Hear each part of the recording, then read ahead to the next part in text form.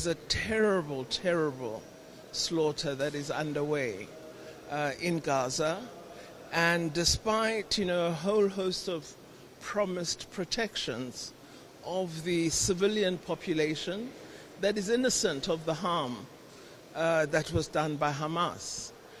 People are unprotected, the innocent are being killed, women and children, public institutions that should provide support and help are just being decimated.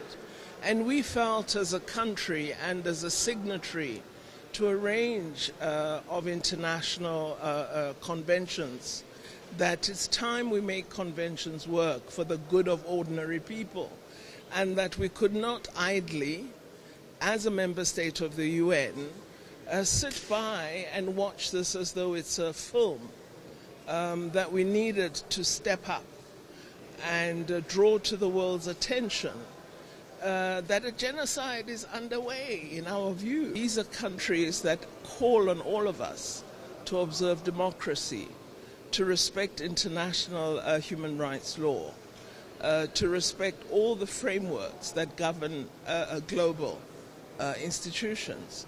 So it is them, in fact, who should be upholding a convention such as the Convention on the Punishment of the Crime of Genocide. So it's a pity that countries that often lecture us about how we must observe democracy, international law, and other important instruments are the very ones that are now saying, do not use these. What lesson does this offer for future breaches of human rights? We are concerned at the deaths that were a result of the Hamas attack, and we're concerned at the situation of hostages who continue to be held by Hamas, and we would want these to be released.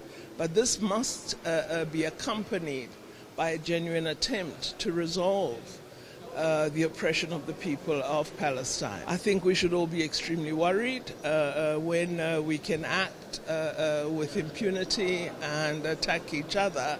We're just opening up room for greater harm.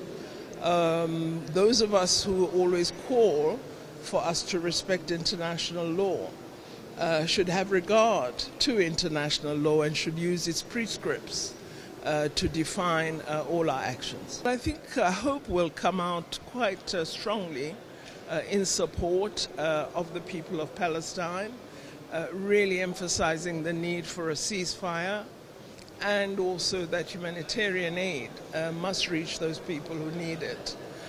So out of this meeting should be a call to end the harm, to end the slaughter, to end the deaths. Many speakers, including in our statement, we saluted South Africa for taking the case against Israel in the ICJ on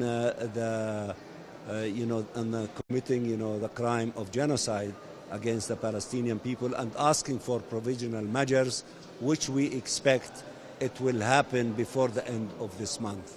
All the things that we asked for in the senior officials meeting were adopted unanimously, and therefore they are going to be adopted by the ministers and the summit.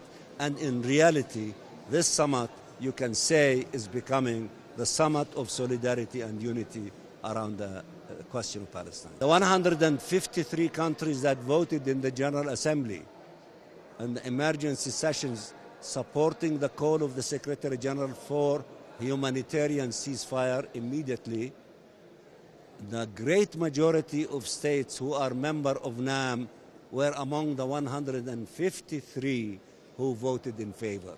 That's number one. Number two is all these countries now, the calls that Palestine requested are not only the position of Palestine, it is now the position of the NAM movement, the 120 countries. So when we go back to the UN and engage the Security Council and the General Assembly and the Secretary General, we are engaging them with the power of this group of countries in which unanimously they are united around these things that I mentioned.